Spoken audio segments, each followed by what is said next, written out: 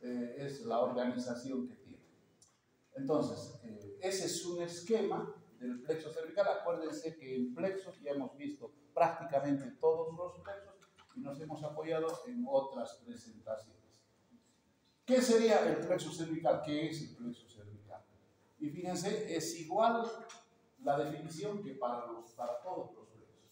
Es el resultado de las anastomosis que se producen en las ramas ventrales o anteriores de los primeros 4 nervios cervicales, ¿no? C1, C2, C3, C4, que originan nervios que se van a la altura del cuello, a la piel de la región, al dorso de la cabeza, tomando la región auricular, la región del hombro y la parte más superior del tórax. Entonces, este es el plexo cervical. Aquí vemos C1, C2, C3, C4. Son ellos los que se van a organizar. Toda la dificultad viene en entender este origen, esa formación. Esta es una de las propuestas que se hace. Dice que hay que entenderla como formado por 3 asas. Asas como un balde, ¿no? Nacen de una parte, hacen una curvatura y vuelven otra vez muy cerca. Entonces, la otra propuesta que hace es dividir a los músculos en 2 grupos, en músculos superficiales y en músculos profundos. Entonces dice, si los músculos son, si los nervios son superficiales, la función es sensitiva, si está yendo a la piel. Y si son profundos, la función va a ser motora. Entonces, ¿qué ventaja tiene? Dice, vamos a dividir en 3 asas, entonces su división es primera asa, segunda asa y tercera asa. Esto es preliminar, después vamos a ver las figuras. Entonces, yo lo divido por asas, indico que estos 4 nervios forman 3 asas. De esas 3 asas que se forman, la primera asa comprende la unión entre C1 y C2, se va a dividir C1 a C2, la segunda C2 a C3, tercera C3 a C4. Tiene lógica. ¿Qué más? De eso lo que tengo que acordarme es que la primera asa es motora, la segunda asa es motora y sensitiva, y la tercera asa es motora y sensitiva. En resumen, la primera asa es la única motora, las demás son mixtas. ¿A dónde están destinados? C1 y C2, entonces, profundos motores.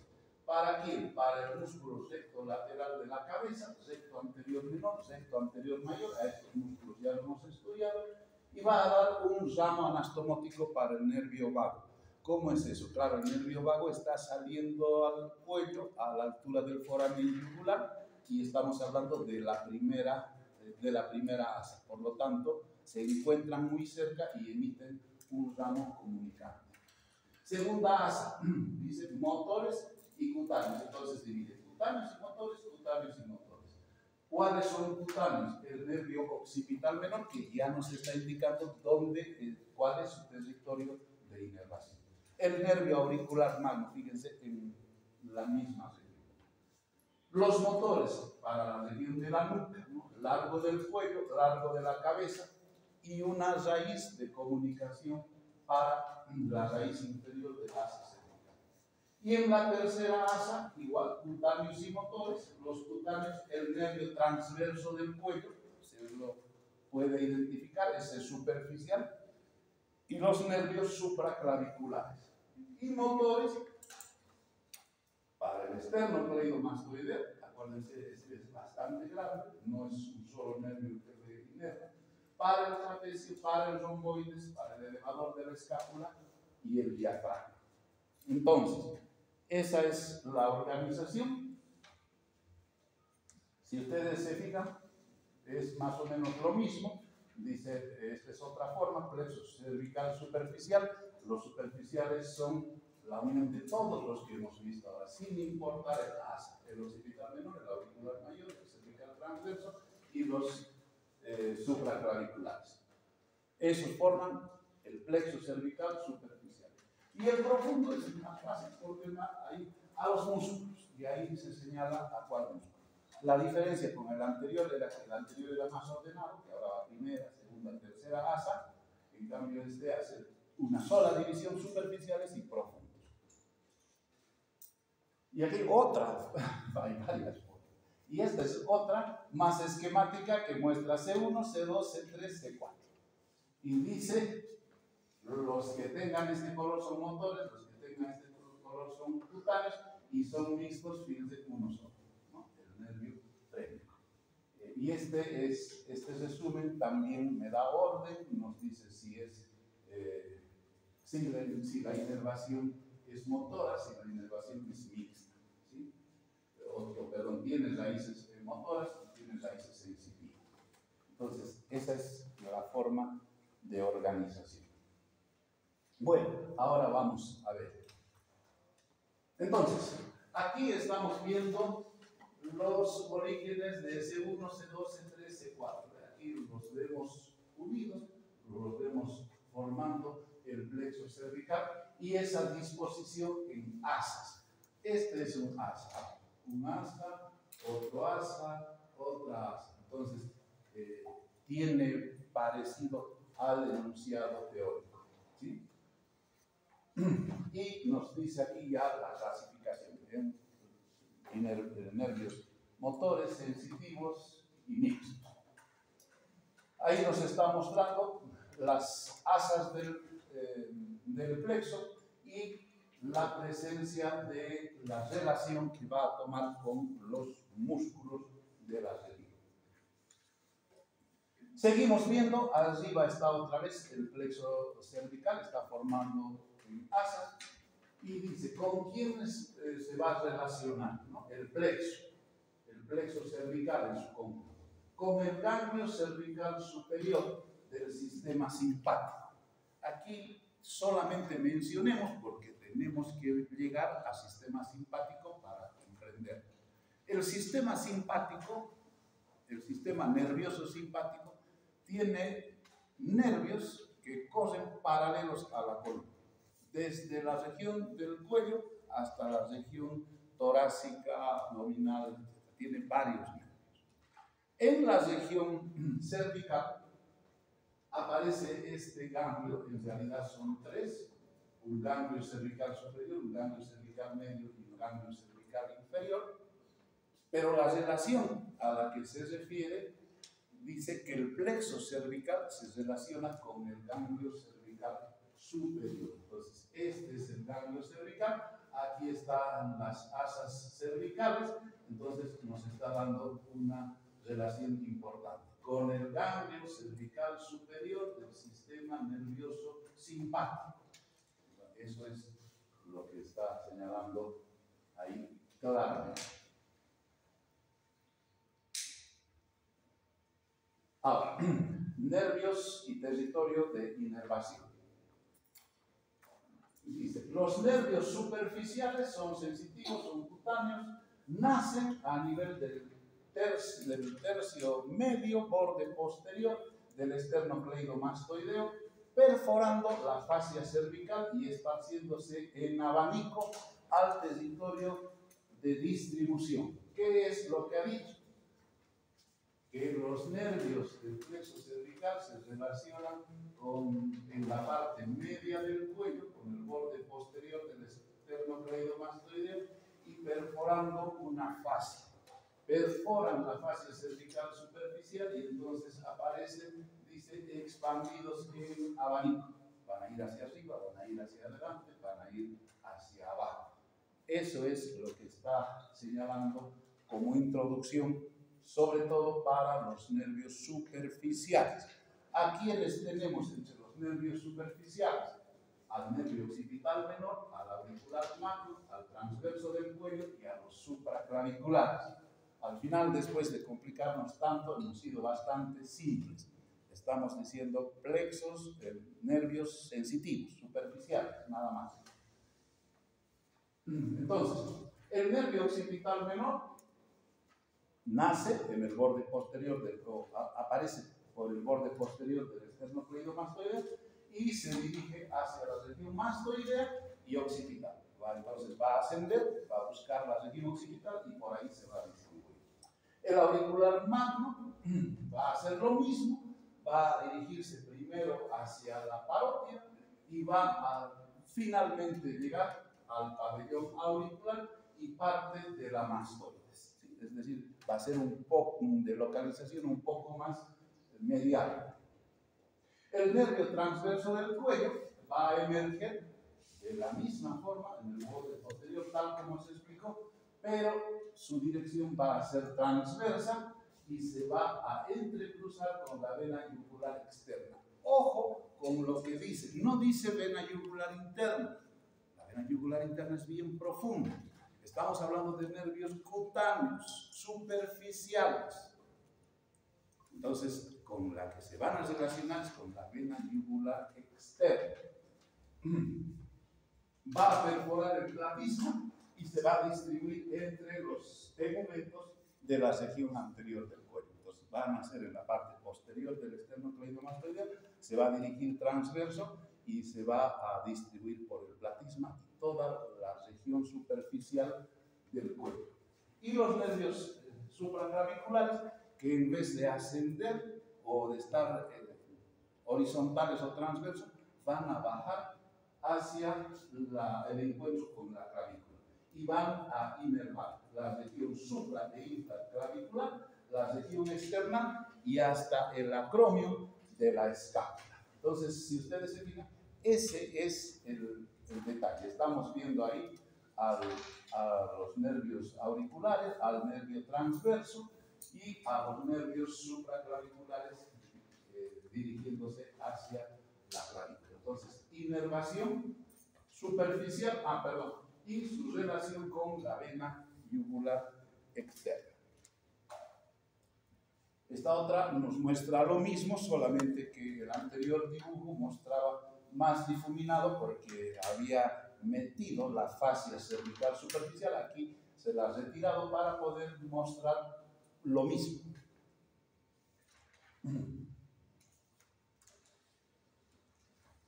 Bien. Los nervios profundos.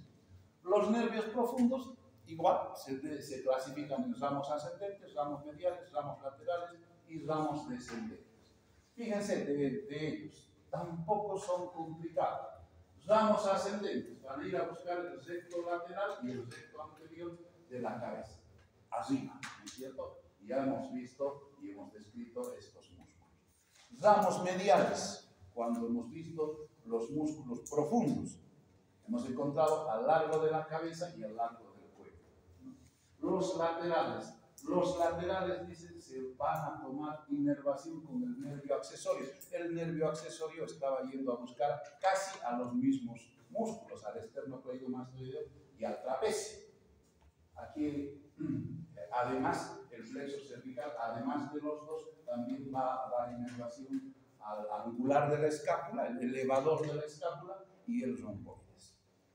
Entonces, no son complicados estos músculos o estos nervios. Y finalmente, tenemos que entre los ramos descendentes, el más importante y por cual se explica tanto este plexo cervical es por la presencia del nervio frénico. Los demás, como hemos visto, son bien superficiales, están dirigidos a los músculos profundos del cuello y, pare de contar, trabajan llevando sensibilidad o produciendo el movimiento. Pero el nervio que vamos a describir, y con él terminamos, es el único importante, digamos, entre comillas, y hay que conocerlo, al nervio frénico. Entonces, el nervio frénico nace en la tercera asa, como ustedes ven, cuando C3 y C4 forman esa comunicación, establecen un arco. Pueden recibir en algún momento algún filete que les constituya a partir de C5. Entonces, primero diremos por qué es importante el nervio frénico. Gran importancia debido a su responsabilidad en la inervación del músculo diafragma y al significado de este en los movimientos respiratorios. Aclararemos eso. Nosotros hemos hablado, si eleva las costillas es un músculo inspirador, si baja las costillas es un músculo expirador. Todos estos músculos, todos estos, se llaman músculos auxiliares de la respiración. El músculo principal de la respiración es el músculo diafragma, el que forma el límite entre el tórax y el abdomen. Él, funcionalmente, por sí solo, puede mantener la respiración en condiciones óptimas, con todos los demás paralizados. Entonces, ¿quién inerva al diafragma? Ya estamos diciendo el nervio frénico. Entonces, si al nervio frénico le va mal, al diafragma le va mal, y si al diafragma le va mal, nuestra respiración está en peligro. Eso ocurre en la intoxicación con órganos fosforados, cuando uno dice, me voy a quitar la vida y se toma los laticidas. Bueno, si se compromete el diafragma, chao, pare de contar, ¿no? Hasta ahí llegó, patitas adelante, final dormido. Entonces, por eso es importante, ¿ya? Porque da inervación especialmente al diafragma. Ahora dice, sus fibras son motoras y puede ser considerado como nervio motor, solamente por ese detalle. Aunque, y ahí viene la otra, hemos dicho que es mixto. ¿Por qué? Porque también contribuye a la inervación sensitiva de la pleura, pericardio y peritoneo. Si ustedes se ponen a pensar ahora, pleura, la cubierta de los pulmones. Pericardio, la serosa que cubre el corazón. Y la que cubre las vísceras abdominales, peritoneo. Entonces, da inervación sensitiva a las principales estructuras que envuelven las principales cavidades. O las cavidades en los pulmones, la cavidad cardíaca o, en este caso, la cavidad abdominal. Por lo tanto, su función evidentemente es mixta. Es un nervio mixto. Entonces, para que nos acordemos, la inervación motora más importante, diafragma. Su parte responsable del nervio frénico, dar inervación motora al diafragma. ¿Alguna otra función? Sí. Inervación sensitiva. ¿A quién? A las 3 P's.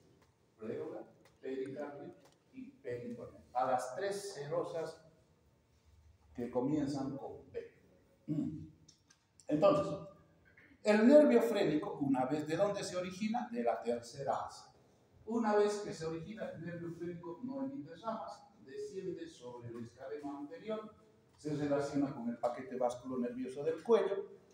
Hemos visto varias veces, no debería haber duda en cómo se forma el paquete vasculonervioso del cuello.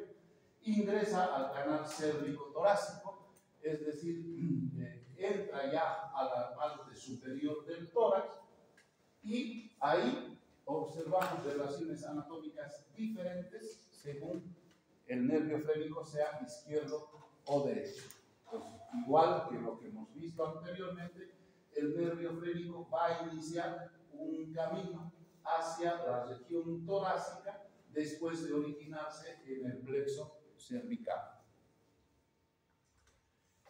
El nervio frénico derecho es lateral al tronco venoso brachiocefálico. Ya hemos dicho que hay arteria en el lado derecho, hay arteria brachiocefálica y en los dos lados está el tronco venoso brachiocefálico.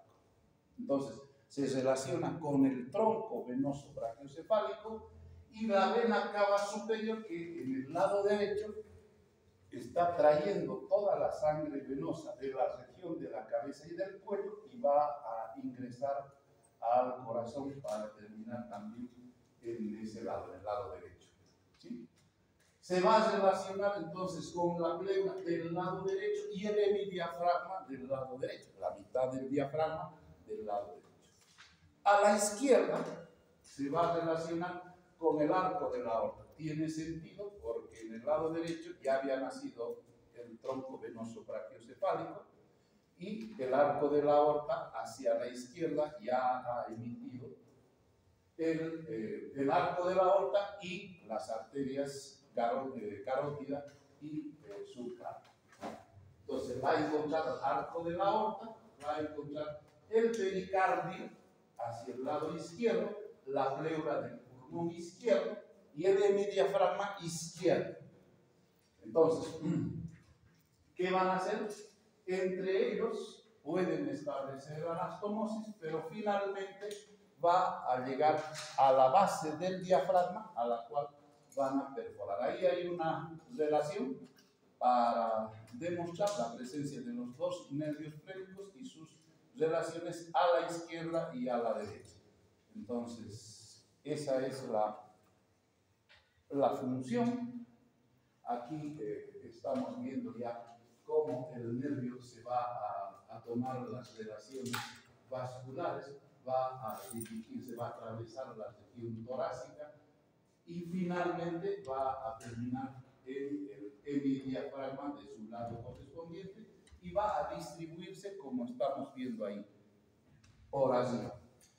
Entonces tiene, al llegar a la región mediastinal y al llegar a la región diafragmática, aquí está el diafragma, cada uno va a dar inervación a la gran cantidad de músculos, cientos de músculos digástricos que llegan a esa región.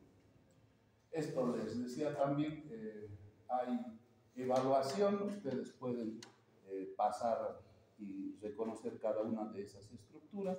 Hay un cuestionario escrito, hay algunas preguntas para completar y eso es todo en plexo cervical.